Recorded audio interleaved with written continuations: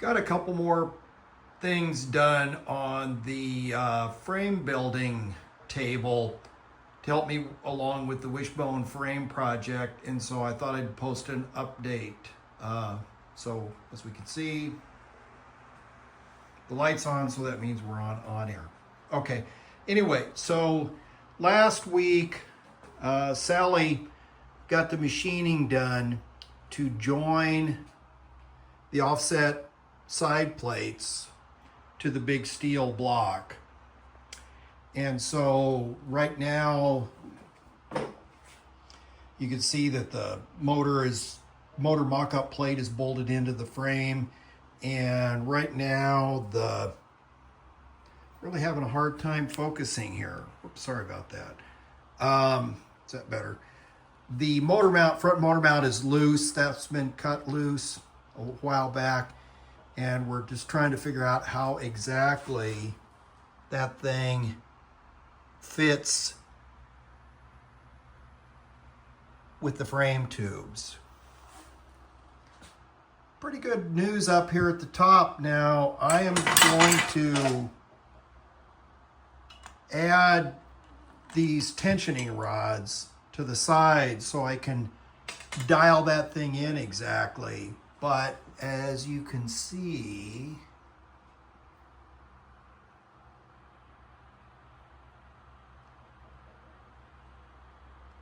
that thing's at 150 degrees. So that's, around 150 degrees, which means that it's 30 degrees off the horizontal, which is what the neck angle is. All right, now that's the good news. We have bad news, and I mean really bad news on this project. I thought I would go ahead and put my aluminum plate black in just to see how the whole frame apparatus would look bolted together. And in the process of doing that, I noticed right away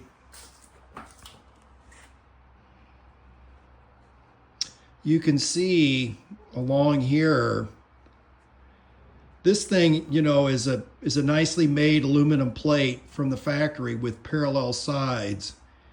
And we know that the holes for the transmission plate and the holes for the motor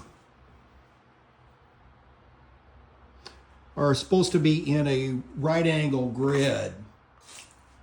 But what I could tell right away was the aluminum plate was off at an angle. So anyway, I grabbed a straight edge and clamped it to the side.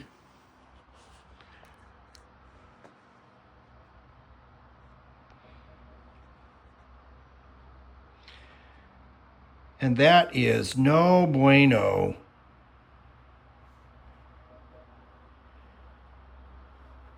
Not good at all. Right away, well, I guess the good news is, if there is a good news in all this, I just got a new iPhone and I'm just recording the first video on it. For some reason, the doggone focus on this thing doesn't want to stay put, so I apologize for that.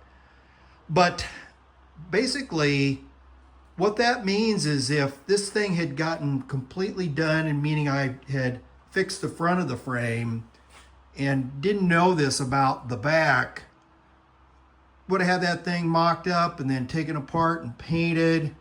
And as I was putting it together, or maybe doing the first attempt to put it together, would have found that with the motor in there, that the main crank line in the motor wouldn't be parallel to the main transmission shaft. And you'd never be able to put a chain on it or keep a chain on it.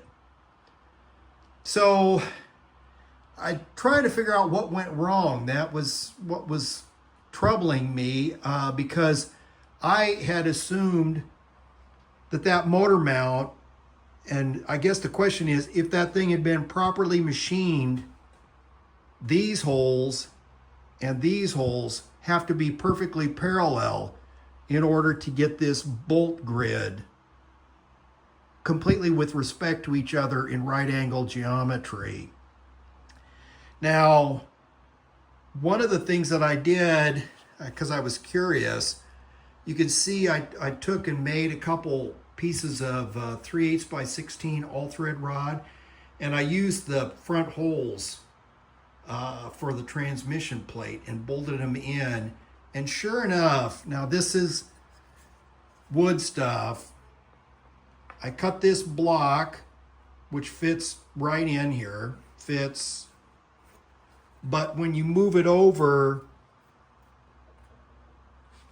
to the other side, you can see there's like a 1/16 of an inch gap between the block and the face of the stud. Now, more precise measurements are needed, but basically I think this supports what I think had gone wrong with the frame, is that these holes are not parallel to these holes in the motor mount. I'm going to say it, doggone aftermarket parts. Because the gap here, this is the old triangulation, you know, if that's pushed back that way a little bit, by the time it gets way out here, you know, the triangle just keeps getting bigger and bigger. So, what am I going to do? Take a deep breath. Probably have at least one more adult beverage and try to calm my nerves on what's going on with this silly project. But I think what's going to happen, I think I'm going to have to take out these frame rails. Those of you that have followed from the beginning know that I fought that original panhead frame section from the get-go because that thing had definitely been in a wreck and was bent. And I thought I had dealt with that. And the bottom line is that has just come back continuously to bite me in the ass. That thing, I should have cut it further apart and dealt with it at the time. But I think what's going to happen, again, I'm going to have to get these frame rails out, make new frame rails. And then I'm also highly suspicious of this thing because, again, if those holes are not parallel to those holes, the motor will not line up with the transmission. And that's a problem. So, I think what I'm going to do, knock this thing apart.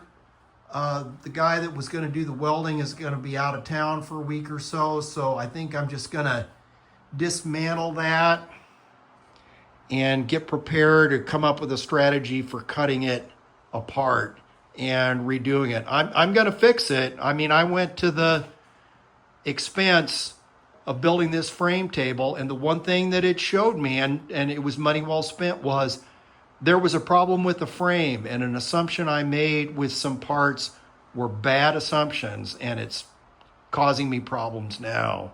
So